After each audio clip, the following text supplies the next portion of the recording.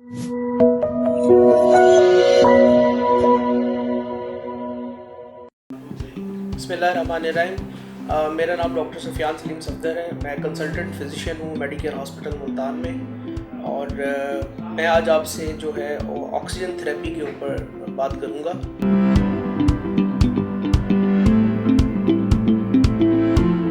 सबसे पहले मैं आपको ये बताना चाहूँगा कि ऑक्सीजन जो है वो ज़िंदगी का एक अहम हिस्सा है, और हमारी ज़िंदगी का स्टार्ट जो है वो पहले सांस से होता है। तो ऑक्सीजन हमारे अंदर जाती है तो हम दुनिया में जी पाते हैं। तो ऑक्सीजन ज़िंदगी के लिए ज़रूरी है। इसका नॉर्मल लेवल होना बॉडी में बहुत ज़रूरी है, और बहुत सी ऐसी बीमारियां हैं फेफड़े की जिसके अंदर ऑक्सीजन का लेवल नॉर्मली मेंटेन नहीं रह पाता है, जिसके अंदर दमा है, जिसमें निमोनियाज हैं, सिगरेट नोशी से होने वाला दमा या COPD है, हार्ट फेलियर है। इसके अलावा नींद की कुछ बीमारियां जिसमें खराटे आते हैं, और वो उनमें ऑक्सीजन का लेवल सही नहीं रहता।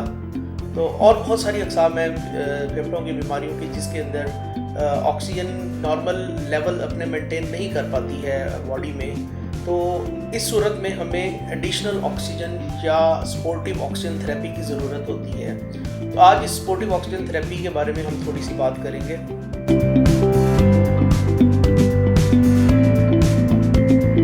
तो सबसे पहले ये है कि हमें कैसे पता लगेगा कि हमारी जिस्म में ऑक्सीजन का लेवल कम है।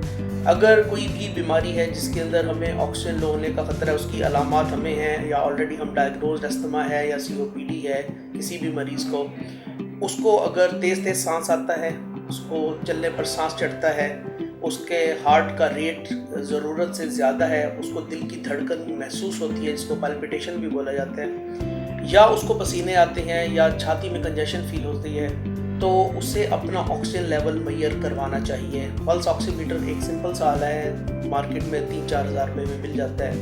आप बीपी ऑपरेटर्स की तरह उसको आम घर में रख सकते हैं और उससे अपना ऑक्सीजन लेवल मेजर कर सकते हैं। एक normal oxygen level pulse oximeter पर 95 से 100 के दरमियान की रीडिंग देता है। अगर ये किसी भी बिना पर 93 या 92 से नीचे है तो आपके जिस्म में ऑक्सीजन की कमी है। आपको अपने मौलिद से रब्ता करना चाहिए और बीमारी की सही तशख़ीस करनी चाहिए, और उसके मुताबिक अप्रोप्रिएट जो भी ट्रीटमेंट वो एडवाइस करें उस पर अमल करना चाहिए।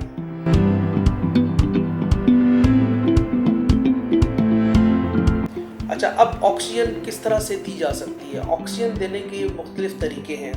एक तो हॉस्पिटलाइज ऑक्सीजन है, जो सेंट्रली ऑक्सीजन टैंक्स होते हैं उनको भरा जाता है और सेंट्रल ऑक्सीजन सप्लाई ICUs में और वार्ड्स में मरीज़ लेते हैं।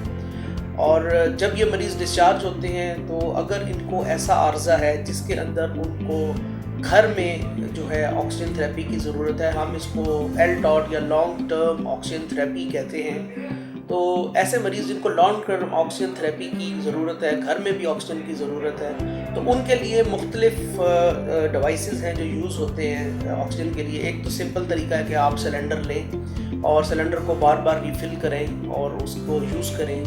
लेकिन अगर आपके मरीज़ की ऑक्सीजन की खपत बहुत ज़्यादा है तो ऑक्सीजन की जो एनुअल कॉस्ट है ऐसे मरीज़ में वो इस हद तक बढ़ जाती है कि बहुत सारे फैमिलीज़ के लिए उसको अफोर्ड करना भी मुश्किल हो जाता है।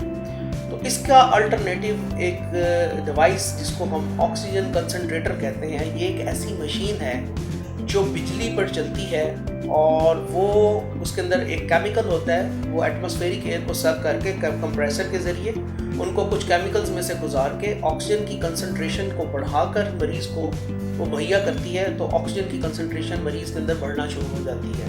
इसको हम ऑक्सीजन कंसंट्रेटर मशीन कहते हैं। तो एक ये तरीका है कि इसके ज़रिए दी जा सकती है। ऑक्सीजन कंसंट्रेटर जो हैं वो अब आने वाले वक्त के साथ साथ ये भी मॉडर्नाइज हो गए हैं और कॉम्पैक्ट होते जा रहे हैं।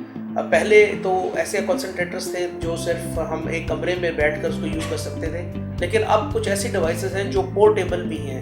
एक पानी वाली छोटी फ्लास्क के साइज़ के जितने कंसंट्रेटर्स भी अवेलेबल हैं। अगर मरीज़ ने ट्रैवलिंग करनी हो तो वो बैटरी ऑपरेटेड है, जस्ट लाइक मोबाइल फ़ोन को चार्ज हो जाते हैं और आप उसको सफ़र में अपने साथ कैरी कर सकते हैं, एंड वो आपके बॉडी के जो रिक्वायरमेंट ऑफ ऑक्सीजन है वो उसको पूरा कर सकते हैं।